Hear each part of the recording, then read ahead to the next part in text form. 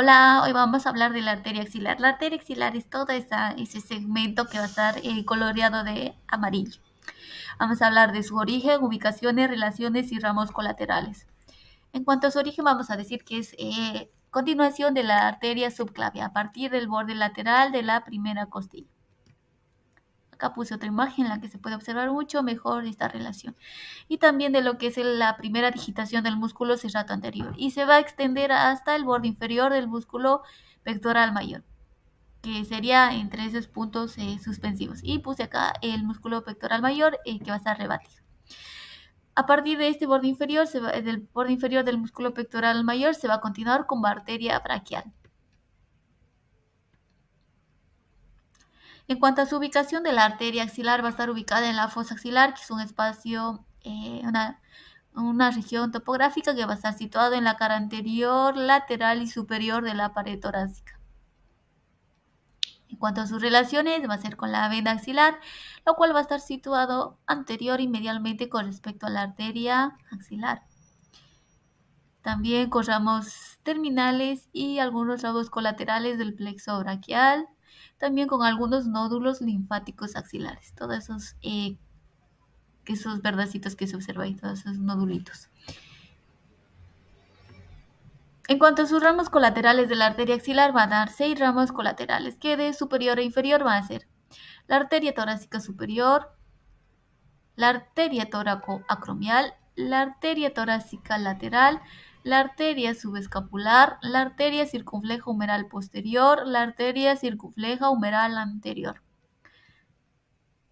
La arteria torácica superior. Esta arteria van a ser de la cara anterior de la arteria axilar, posteriormente a lo que es el músculo subclavio.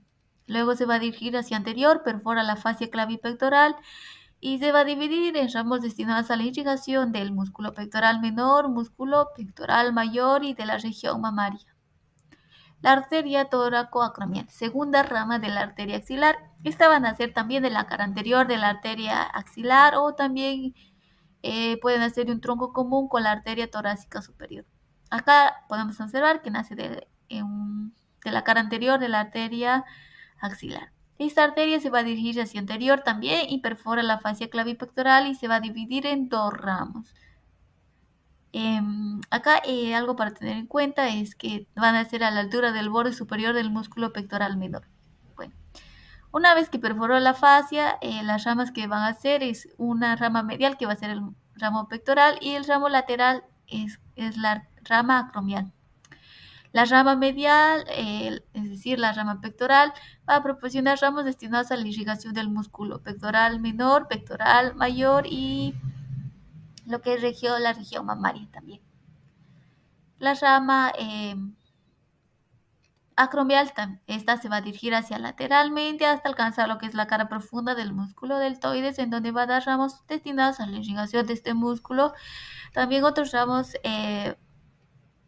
va a dar para la irrigación de la articulación acromio-clavicular, otros remitos destinados a la articulación de la articulación glenohumeral.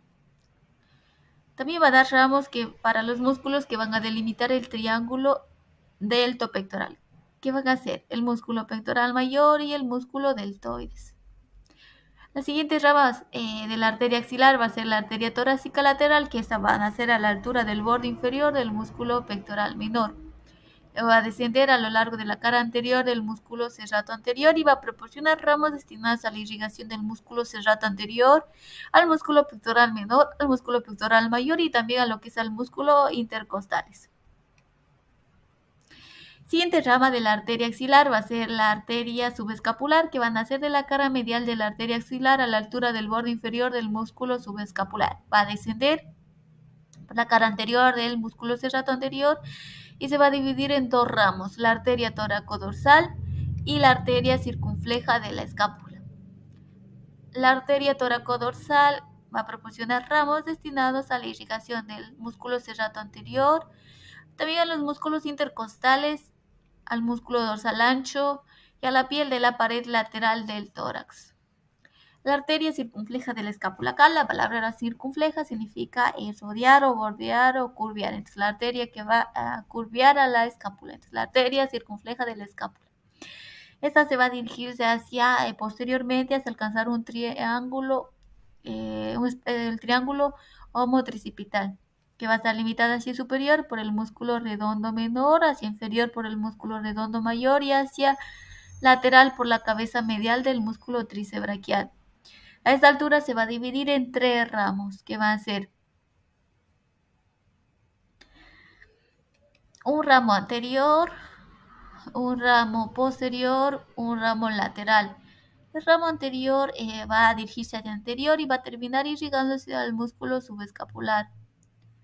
El ramo posterior se va a dirigir hacia posteriormente y va a proporcionar irrigación a los músculos de la fosa infraespinosa, es decir, a los músculos que se encuentran por debajo de la fosa espinosa de la escápula.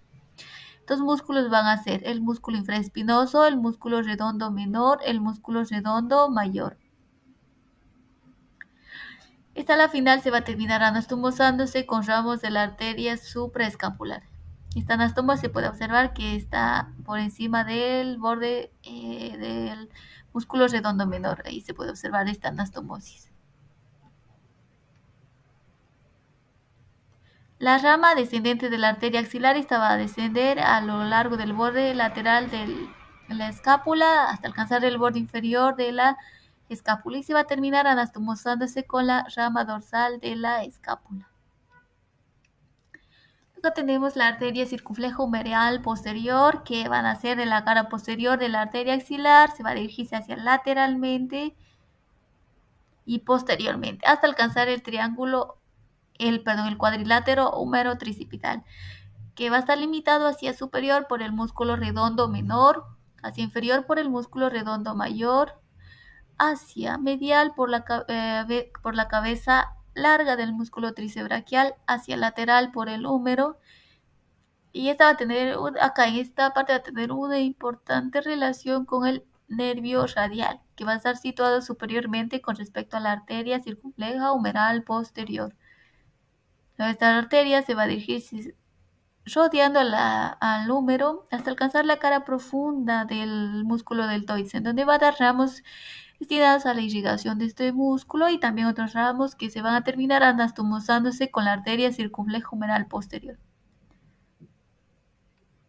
Luego la arteria circunfleja humeral anterior. Esta arteria puede nacer de un tronco común con la arteria circunfleja humeral posterior o puede originarse directamente de la arteria axilar. La arteria circunfleja humeral anterior se va a dirigirse hacia lateralmente, esta se va a dirigir por la cara anterior del húmero, pasando profundo a lo que es el tendón de la cabeza corta del músculo bíceps y el tendón de la cabeza larga del músculo tríceps braquial. Al alcanzar el tendón de la cabeza larga del músculo tríceps braquial, también va a alcanzar el surco intertubercular, en donde se va a dividir en una rama ascendente y una rama lateral. La rama ascendente va a ascender a lo largo del surco intertubercular hasta alcanzar la articulación glenohumeral. Luego la rama lateral se va a dirigir hacia lateralmente hasta alcanzar la cara profunda del músculo deltoides y también se va a terminar anastomosándose con ramos de la arteria circunfleja humeral posterior.